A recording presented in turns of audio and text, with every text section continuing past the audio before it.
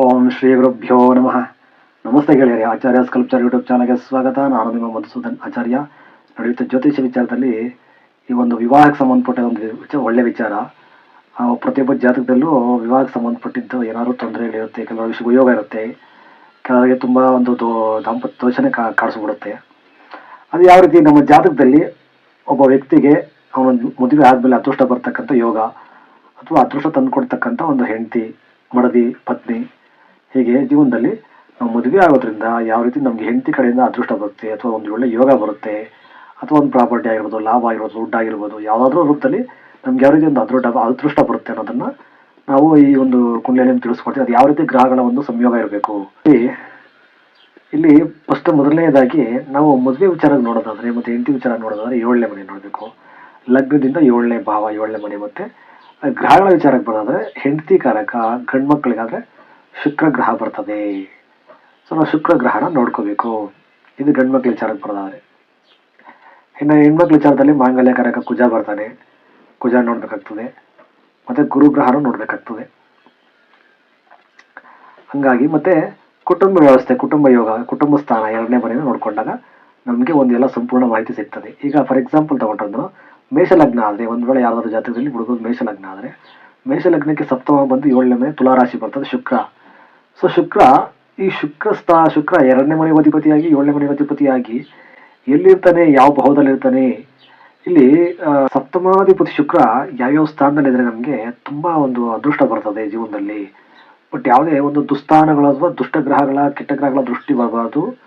ಲಗ್ನಾಧಿಪತಿಗೆ ಎಲ್ಲ ಒಂದು ಅನುಕೂಲಕಾರ ಆಗ್ತಕ್ಕಂಥ ಒಂದು ಜಾಗದಲ್ಲೇ ಇರಬೇಕು. ಫಾರ್ ಎಕ್ಸಾಂಪಲ್ ಸಪ್ತಮಾಧಿಪತಿ ಶುಕ್ರ ಏನಾದ್ರೂ ಲಗ್ನದಲ್ಲೇ ಬಂದರೆ ಅಥವಾ ಸಪ್ತಮಾಧಿಪತಿ 7ನೇ ಮನೆ ಅಧಿಪತಿ ಯಾವುದೇ ಲಗ್ನ ಆಗಿರಲಿ, ಆ ಲಗ್ನಕ್ಕೆ ಸಪ್ತಮಾಧಿಪತಿ ಲಗ್ನಕ್ಕೆ ಬಂದಾಗ ಅಥವಾ 2ನೇ ಮನೆಯಲ್ಲಿ ಕುಟುಂಬ ಸ್ಥಾನ ಅಂತೀವಿ, 2ನೇ ಮನೆಗೆ ಬಂದಾಗ ಅಥವಾ ಉಚ್ಚ ಸ್ಥಾನದಲ್ಲಿದ್ದು ಏನಾದರೂ ಅದು 2, 4, 1, 5, 9, 7 ಆದರೆ ತುಂಬ ರಾಜಯೋಗ. ಒಂದು ವೇಳೆ ನೋಡಿ, ಫಾರ್ ಎಕ್ಸಾಂಪಲ್ ಈ ಜಾತಕದಲ್ಲಿ ಮೇಷ ಲಗ್ನ, ಈ ಜಾತಕದಲ್ಲಿ 7ನೇ ಮನೆ ಅಧಿಪತಿ ಶುಕ್ರ 2ರಲ್ಲಿದ್ದಾನೆ ಅಂದರೆ 2ರಲ್ಲಿದ್ರೆ ಏನು ಅನುಕೂಲ ಆಗ್ತದೆ? ಧನಸ್ಥಾನ, ಕುಟುಂಬ ಸ್ಥಾನ ಅಂತೆಲ್ಲ ಕರಿತೀವಲ್ಲ.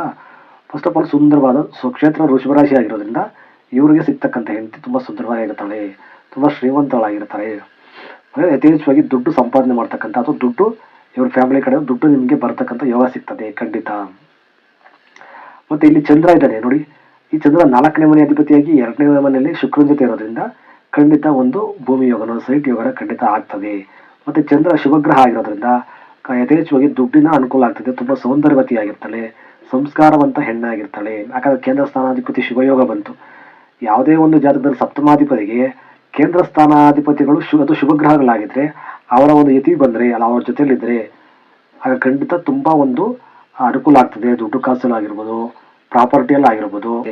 ಯಾವುದೇ ಲಗ್ನ ಆಗಿರಲಿ, ಲಗ್ನಕ್ಕೆ ಸಪ್ತಮಾಧಿಪತಿ 7ನೇ ಮನೆ ಅಧಿಪತಿ 2ನೇ ಮನೆಯಲ್ಲಿ ಇರಬೇಕು. ಆ 2ನೇ ಮನೆಗೆ ಏನಾದರೂ 9ನೇ ಮನೆ ಅಧಿಪತಿಯ ದೃಷ್ಟಿ ಬಿದ್ದರೆ ಅಥವಾ 9ನೇ ಮನೆ ಅಧಿಪತಿ ಜೊತೆಲಿ ಬಂದರೆ ಅದು 4ನೇ ಮನೆ ಅಧಿಪತಿ ಜೊತೆಲಿ ಬಂದಾಗ ಖಂಡಿತ ಭೂಮಿ ಯೋಗ ಉಂಟಾಗ್ತದೆ. ಒಂದು ಸೈಟ್ ಆಗ್ಬೋದು, ಒಂದು ಮನೆ ಆಗ್ಬೋದು, ಈ ರೀತಿ ಯೋಗ ನಿಮ್ಮ ಸ್ತ್ರೀ ಕಡೆಯಿಂದ, ನಿಮ್ಮ ಹೆಂಡತಿ ಕಡೆಯಿಂದ ಬರ್ತದೆ. ಒಂದು ವೇಳೆ ಸಪ್ತಮಾಧಿಪತಿ 7ನೇ ಮನೆ ಅಧಿಪತಿ ಏನಾದರೂ ಆ 8ಕ್ಕೆ ಹೋಗ್ಬಿಟ್ರೆ ಅಥವಾ 12ಕ್ಕೆ ಬಂದ್ರೆ ಅಥವಾ 6ಕ್ಕೆ ಬಂದ್ರೆ ಖಂಡಿತ ನಿಮ್ಗೆ ದುಡ್ಡಿನ ಕೊರತೆ ಆಗ್ತದೆ, ಸಾಲಕ್ಕೆ ಸಿಕ್ಕಾಕೊಂತೀರಾ. ಹೆಂಡತಿ ವಿಚಾರದಲ್ಲಿ ಜಗಳ ಆಗ್ತದೆ, ಸಾಲ ಆಗ್ತದೆ, ಹಾಸ್ಪಿಟಲ್ ಖರ್ಚಾಗ್ತದೆ, ಲಾಸ್ ಆಗ್ತದೆ. ಫಾರ್ ಎಕ್ಸಾಂಪಲ್ ಈ ಲಗ್ನಕ್ಕೆ ಸಪ್ತಮಾಧಿಪತಿ ಶುಕ್ರ ಇಲ್ಲಿ 6ಕ್ಕೆ ಬಂದು ನೀಚ ಆದ್ರೆ, ಇಲ್ಲಿ ಶುಕ್ರ ಬಂದು ಇಲ್ಲಿ ನೀಚ ಆದ ಅಂದ್ರೆ ಖಂಡಿತ ನಿಮ್ಗೆ ಹಾಸ್ಪಿಟಲ್ ಖರ್ಚು, ಸಾಲ ಆಗೋದು, ದುಡ್ಡು ತುಂಬಾ ವಿಪರೀತ ಪೋಲಾಗೋದು, ಹೆಂಡತಿ ಜಗಳ ಆಗೋದೆಲ್ಲ ಆಗ್ಬಿಡ್ತದೆ. ಸಪ್ತಮಾಧಿಪತಿ ಶುಕ್ರ ಒಂದ್ ವೇಳೆ ಸಪ್ತಮದಲ್ಲೇ ಇದ್ರೆ, ಸಪ್ತಮಾಧಿಪತಿ ಸಪ್ತಮದಲ್ಲಿ ಇದ್ದು ಆಮೇಲೆ ಅದಕ್ಕೆ ತಕ್ಕನಂಗೆ ಶುಭಗ್ರಹ ಈ ಗುರು ಏನಾದ್ರು ನೋಡ್ತಾ ಇದ್ರೆ, ಫಾರ್ ಎಕ್ಸಾಂಪಲ್ ಲಗ್ನದಲ್ಲಿ ಗುರು ಇತ್ತು, ಸಪ್ತಮಾಧಿಪತಿ ನೋಡ್ತಾ ತುಂಬಾ ರಾಜಯೋಗ. ಖಂಡಿತ ಒಂದು ಒಳ್ಳೆ ಆಸ್ತಿ ಪಾಸ್ತಿ ವಿಚಾರ ಆಗಿರ್ಬೋದು, ದುಡ್ಡು ಕಾಸಾಗಿರ್ಬೋದು, ಪ್ರೀತಿ ಪ್ರೇಮದಲ್ಲಾಗಿರ್ಬೋದು, ಅನ್ಯೋನ್ಯತೆಯಲ್ಲಾಗಿರ್ಬೋದು, ಖಂಡಿತ ಹೆಂಡತಿ ಖಂಡಿತ ತುಂಬಾ ನಿಮ್ಗೆ ಅನುಕೂಲ ಆಗ್ತದೆ. ಸಪ್ತಮಾಧಿಪತಿ ಹೋಗಿ ಯಾರಾದ್ರೂ 9ನೇ ಮನೆಯಲ್ಲಿ ಕೂತ್ಕೊಂಡ್ರೆ, ಭಾಗ್ಯಸ್ಥಾನ ದೈವಸ್ಥಾನದಲ್ಲಿ ಕೂತ್ಕೊಂಡ್ರೆ, ಆ 9ನೇ ಮನೆಗೆ ಏನಾದ್ರು 4ನೇ ಮನೆ ಅಧಿಪತಿ ಬಂದ ಜೊತೆಲಿ ಕೂತ್ಕೊಂಡ್ರೆ ಖಂಡಿತ ನಿಮ್ಗೆ ಒಳ್ಳೆ ಒಂದು ಕೆಲಸದಲ್ಲಿ ಇರ್ತಕ್ಕಂಥ ಒಳ್ಳೆ ಪ್ರಾಪರ್ಟಿ ತಂದ್ಕೊಡ್ತಕ್ಕಂಥ, ದುಡ್ಡು ತಂದ್ಕೊಡ್ತಕ್ಕಂಥ ಅಥವಾ ಆಸ್ತಿ ಪಾಸ್ತಿ ಮನೆ ತಂದ್ಕೊಡ್ತಕ್ಕಂಥ ಹೆಂಡತಿ ಅದೃಷ್ಟ ರೂಪದಲ್ಲಿ ಬಂದೇ ಬರ್ತದೆ ನಿಮ್ಗೆ. ನಿಮ್ಮ ಜಾತಕದಲ್ಲಿ ಬೇಕಾದ್ರೆ ನೋಡ್ಕೊಳ್ಳಿ ನೀವು. ಬಟ್ ಶುಭಗ್ರಹಗಳಾಗಿರ್ಬೇಕು. ಇಲ್ಲಿ ಅಷ್ಟಮಾಧಿಪತಿನೋ ಅಥವಾ 12ನೇ ಮನೆ ಅಧಿಪತಿನೋ 9 ಕೂತ್ಕೊಂಡ್ರೆ ಕಷ್ಟ ಆಗ್ತದೆ. ಅದು ದುಸ್ಥಾನಗಳ ಅಧಿಪತಿ ಬರಬಾರದು, ಯಾವುದೇ ಕಾರಣಕ್ಕೂ ದುಸ್ಥಾನ ಅಧಿಪತಿ ಜೊತೆಲಿ ಬರಬಾರದು. 7ನೇ ಮನೆಯ ಅಧಿಪತಿ 10ನೇ ಮನೆಯಲ್ಲಿ ಬಂದು ಕೂತ್ಕೊಂಡು 10ನೇ ಮನೆಗೆ ಏನಾದ್ರೂ 2ನೇ ಮನೆ ಅಧಿಪತಿನೋ ಅಥವಾ 4ನೇ ಮನೆ ಅಧಿಪತಿನೋ ಪಂಚಮಾಧಿಪತಿನೋ ದೃಷ್ಟಿ ಕೊಟ್ಟಾಗ ನಿಮ್ಮ ಹೆಂಡತಿ ಖಂಡಿತ ಒಂದು ಉದ್ಯೋಗ ಮಾಡ್ತಕ್ಕಂಥ ಹೆಂಡತಿ ಆಗಿರ್ತಾಳೆ, ಕೆಲಸಕ್ಕೆ ಹೋಗ್ತಕ್ಕಂಥದ್ದು ಅಥವಾ ಏನಾದ್ರು ಸಣ್ಣ ಪುಟ್ಟ ಬಿಸ್ನೆಸ್ ಮಾಡಿ ದುಡ್ಡು ಸಂಪಾದನೆ ಮಾಡ್ತಕ್ಕಂಥದ್ದು, ಯಾವ್ದಾದ್ರೂ ಒಂದು ಕೆಲಸದಲ್ಲಿ ಇದ್ದೇ ಇರ್ತಾಳೆ. ಒಂದು ಕೆಲಸ ಸಂಪಾದನೆ ಮಾಡ್ಕೊಂಡು ಆ ಕೆಲಸದ ಮುಖಾಂತರ ದುಡ್ಡು ಸಂಪಾದನೆ ಮಾಡ್ತಾ ಇರ್ತಾಳೆ. ಈ ರೀತಿ ಖಂಡಿತ ನಿಮ್ ಜಾತಕದಲ್ಲಿ ಇದ್ದೇ ಇರ್ತದೆ. ಒಂದ್ ವೇಳೆ ಸಪ್ತಮಾಧಿಪತಿ ಉಚ್ಚ ಸ್ಥಾನದಲ್ಲಿದ್ದು ಶುಭ ಗ್ರಹ ಗುರುನೋ ಶುಕ್ರನೋ ಬುಧ ನೋಡ್ತಾ ಇದ್ರೆ ಖಂಡಿತ ಅವರು ಶ್ರೀಮಂತರ ವಲಯೋಕ್ತರಾಗಿರ್ತಾರೆ, ಅಥವಾ ಯಾವ್ದಾದ್ರು ರೂಪದಲ್ಲಿ ಅವರು ಆಕೆಗೆ ದುಡ್ಡು ಬರ್ತಾ ಇರ್ತದೆ, ದುಡ್ಡು ಬರುತ್ತೆ.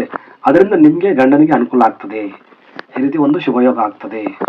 ಇನ್ನ ಸಪ್ತಮಾಧಿಪತಿ ಮತ್ತೆ 2ನೇ ಮನೆ ಅಧಿಪತಿ ಒಂದೇ ಮನೆಯಲ್ಲಿದ್ರೆ, ಸಪ್ತಮಾಧಿಪತಿ ಮತ್ತೆ 2ನೇ ಮನೆ ಅಧಿಪತಿ 7ರಲ್ಲೋ 2ರಲ್ಲೋ 4ರಲ್ಲೋ 5ರಲ್ಲೋ 9ರಲ್ಲೋ 10ರಲ್ಲೋ ಅಥವಾ ಲಗ್ನದಲ್ಲಿ ಎಲ್ಲಾದ್ರೂ ಆಗಿರ್ಲಿ, ಸಪ್ತಮಾಧಿಪತಿ ಮತ್ತೆ ಕುಟುಂಬ ಸ್ಥಾನಾಧಿಪತಿ ಇಬ್ರು ಒಂದೇ ಮನೆಯಲ್ಲಿ ಶುಭ ಸ್ಥಾನಗಳಲ್ಲಿ 4, 5, 7, 9 ಅಥವಾ 1 ಈ ರೀತಿ ಮನೆಗಳಲ್ಲಿ ಖಂಡಿತ ಬಂದು ಕೂತ್ಕೊಂಡಾಗ ನಿಮಗೆ ಆಸ್ತಿ ವಿಚಾರದಲ್ಲಾಗಿರ್ಬೋದು, ದುಡ್ಡಿನ ಕಾಸು ವ್ಯವಹಾರದಲ್ಲಾಗಿರ್ಬೋದು, ನೀವು ಮಾಡ್ತಕ್ಕಂಥ ಬಿಸ್ನೆಸ್ ಅಲ್ಲಿ ಸಪೋರ್ಟ್ ಆಗ್ಬೋದು, ಇಂಪ್ರೂವ್ಮೆಂಟ್ ಆಗ್ಬೋದು, ಅದೃಷ್ಟದ ರೂಪದಲ್ಲಿ ಎಲ್ಲಾ ರೂಪದಲ್ಲೂ ಯಾವ್ದಾದ್ರು ರೂಪದಲ್ಲಿ ಒಂದು ರೂಪದಲ್ಲಿ ನಿಮ್ಗೆ ಖಂಡಿತ ದುಡ್ಡಿನ ಕಾಸು ಮತ್ತೆ ಆಸ್ತಿ ವಿಚಾರ ಅನುಕೂಲ ಆಗೇ ಆಗ್ತದೆ. ಅದೃಷ್ಟ ಬಂದೇ ಬರ್ತದೆ. ಅವ್ರ ಕೈ ಕೂಡ ಚೆನ್ನಾಗಿರ್ತದೆ ನಿಮ್ಗೆ.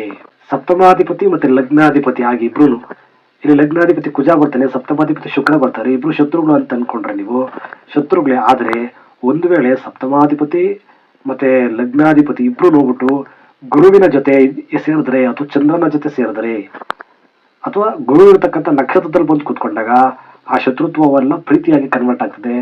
ಶುಭ ಗ್ರಹದ ದೃಷ್ಟಿಯಿಂದ, ಶುಭ ಗ್ರಹದ ಅಂಶದಿಂದ ಅವರ ಪ್ರೀತಿ ಪ್ರೇಮ ಚೆನ್ನಾಗಿತ್ತು, ಜೀವನ ಚೆನ್ನಾಗಿರ್ತದೆ. ಮತ್ತೆ ಎಲ್ಲಾ ರೀತಿಯ ಆಯುಷ್ಯ ಆರೋಗ್ಯ ವೃದ್ಧಿ ಆಗ್ತದೆ ಅವ್ರಿಗೆ. ಒಂದು ಸಪ್ತಮ ಭಾವದಲ್ಲಿ ಮತ್ತೆ ಕುಟುಂಬ ಸಪ್ತಮಾಧಿಪತಿ 2ನೇ ಮನೆ ಬಂದು ಕೂತ್ಕೊಂಡು ಲಗ್ನಾಧಿಪತಿ 2ನೇ ಮನೆಯಲ್ಲಿದ್ದು ಭಾಗ್ಯಸ್ಥಾನಾಧಿಪತಿ 9ನೇ ಮನೆ ಭಾಗ್ಯಸ್ಥಾನಾಧಿಪತಿ ಅಂತೀವಲ್ಲ ಗುರು ಏನಾದ್ರು ಅಥವಾ ಯಾವುದೇ ಒಂದಾಗಿರ್ಲಿ 9ನೇ ಮನೆ ಅಧಿಪತಿ ಜೊತೆ ಬಂದು ಕೂತ್ಕೊಂಡಾಗ ಆ ಕುಟುಂಬದಲ್ಲಿ ಪ್ರೀತಿ ಅನ್ಯತೆ ಹೆಚ್ಚಾಗ್ತದೆ, ಹೆಚ್ಚು ಗಂಡು ಮಕ್ಕಳು ಆಗ್ತದೆ ಅವ್ರಿಗೆ. ಆಮೇಲೆ ಈ ದುಡ್ಡು ಕಾಸು ಯಥೇಚ್ಛವಾಗಿ ಅವ್ರಿಗೆ ಶ್ರೀಮಂತಿಕೆ ಯೋಗ ಖಂಡಿತ ಅವ್ರ ಕಡೆಯಿಂದ ಗಂಡ ಕಡೆಯಿಂದ ಇಬ್ರು ಸಂಪಾದನೆ ಮಾಡಿ ಸಾಧನೆ ಮಾಡತಕ್ಕಂಥ ಶಕ್ತಿ ಖಂಡಿತ ಅವರಿಗೆ 2ನೇ ಮನೆ ಯೋಗದಿಂದ ಬರ್ತದೆ. ಲಗ್ನಾಧಿಪತಿ ಸಪ್ತಮಾಧಿಪತಿ ಮತ್ತೆ ಭಾಗ್ಯಸ್ಥಾನಾಧಿಪತಿ 9ನೇ ಮನೆ ಅಧಿಪತಿ 3 ಗ್ರಹಗಳು 2ನೇ ಮನೆಯಲ್ಲಿ ಇರಬೇಕು. ಈ ರೀತಿ ಇದ್ರೆ ಅದು ಶುಭಯೋಗ, ರಾಜಯೋಗ. ಅದು ಮತ್ತೆ ನವಾಂಶದಲ್ಲೂ ಅಷ್ಟೇ ನೋಡಿ ಬರ್ತಿದ್ದೀನಿ, ನವಾಂಶದಲ್ಲಿ ಶುಭನಾಗಿರಬೇಕು. ನವಾಂಶದಲ್ಲೂ ಅಷ್ಟೇ ಸಪ್ತಮಾಧಿಪತಿ ಕೇಂದ್ರ ಸ್ಥಾನಗಳಲ್ಲಿ ಇರಬೇಕು ಅಥವಾ ಶುಭ ಗ್ರಹಗಳ ದೃಷ್ಟಿಯಲ್ಲಿ ಇರಬೇಕು, ಶುಭ ಗ್ರಹಗಳ ಜೊತೆಲೇ ಇರಬೇಕು. ದುಸ್ಥಾನಗಳಲ್ಲಿ ಬರಬಾರ್ದು, 6, 8, 12ರಲ್ಲಿ ಬರಬಾರ್ದು, ಶತ್ರು ಗ್ರಹಗಳ ಜೊತೆ ಬರಬಾರ್ದು. ಆ ರೀತಿ ಇದ್ದಾಗ ಖಂಡಿತವಾಗ್ಲೂ ಧನದ ವಿಚಾರದಲ್ಲಾಗಿರ್ಲಿ, ಭೂಮಿ ವಿಚಾರದಲ್ಲಾಗಲಿ ಖಂಡಿತ ಯೋಗ ಪಡ್ಕೊಬರ್ತಾರೆ. ಆ ಲಗ್ನಾಧಿಪತಿಗೆ ಅಂದ್ರೆ ಗಂಡನಿಗೆ ತುಂಬಾ ಅದೃಷ್ಟ ತರ್ತಕ್ಕಂಥ ಯೋಗ ಖಂಡಿತ ಆಗೇ ಹೋಗ್ತದೆ. ಇದು ಒಂದು ಸಪ್ತಮಾಧಿಪತಿ ಅಂದ್ರೆ ಹೆಂಡತಿಯಿಂದ ಬರ್ತಕ್ಕಂಥ ಒಂದು ರಾಜಯೋಗ. ಬೇಸಿಕ್ ಆಗಿ ಹೇಳ್ಬೇಕಂದ್ರೆ ಸಪ್ತಮಾಧಿಪತಿ ಕೇಂದ್ರ ಸ್ಥಾನಗಳು, ಮೂಲ ತ್ರಿಕೋಣ ಸ್ಥಾನಗಳು 1, 4, 7, 10, 1, 5, 9 ಈ ರೀತಿ ಶುಭ ಸ್ಥಾನಗಳಿರ್ಬೇಕು. ಶುಭ ಗ್ರಹಗಳ ದೃಷ್ಟಿಯಲ್ಲಿರ್ಬೇಕು ಅಥವಾ ಶುಭ ಗ್ರಹಗಳ ನಕ್ಷತ್ರದಲ್ಲಿರ್ಬೇಕು. ಲಗ್ನಾಧಿಪತಿಗೆ ಅನುಕೂಲಕರವಾಗಿರ್ತಕ್ಕಂಥ ನಕ್ಷತ್ರಗಳಲ್ಲಿರ್ಬೇಕು ಅಥವಾ ಲಗ್ನಾಧಿಪತಿ ಜೊತೆ 9ರಲ್ಲಿ 2ರಲ್ಲಿ 4ರಲ್ಲಿ ಇರಬೇಕು. ಗುರುವಿನ ದೃಷ್ಟಿ ಗುರು ದೃಷ್ಟಿ ಇರಬೇಕು ಅಥವಾ ಚಂದ್ರನ ಜೊತೆ ಶುಕ್ರನ ದೃಷ್ಟಿ ಅಥವಾ ದೃಷ್ಟಿ ಇದ್ರೆ ಖಂಡಿತ ಅದೃಷ್ಟ ತಕ್ಕಂಥ ಹೆಂಡತಿ ನಿಮ್ ಜಾತಕ ಸಿಕ್ಕೇ ಸಿಗ್ತಾರೆ. ಒಂದು ವೇಳೆ ಅಷ್ಟಮದಲ್ಲಿ ಕುತ್ಕೊಂಡು 6ರಲ್ಲಿ ಕುತ್ಕೊಂಡು 12ರಲ್ಲಿ ಕುತ್ಕೊಂಡು ರಾಹುಕೇತುವಿನ ಜೊತೆ ಇದ್ರೆ ಅಥವಾ ಶನಿಯ 3ನೇ ದೃಷ್ಟಿ, ಕುಜನ 4ನೇ ದೃಷ್ಟಿ ಬಿದ್ರೆ, ಕುಜನ ಅಷ್ಟಮ ದೃಷ್ಟಿ ಸಪ್ತಮಾಧಿಪತಿ ಬಿದ್ರೆ ಖಂಡಿತ ತೊಂದರೆಗಳು ಉಂಟಾಗ್ತದೆ.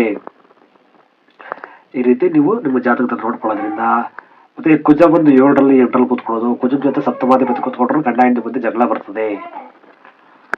ಇದೊಂದು ದೋಷ ನೋಡ್ಕೋಬೇಕು ನೀವು. ಇದಿಷ್ಟು ಒಂದು ಸಣ್ಣ ವಿಚಾರ. ವಿಡಿಯೋ ಇಷ್ಟ ಲೈಕ್ ಮಾಡಿ, ನೀವು ಅಭಿಪ್ರಾಯನ ಕಮೆಂಟ್ ಮಾಡಿ. ನಮಸ್ತೆ, ಒಳ್ಳೆಯದಾಗಲಿ.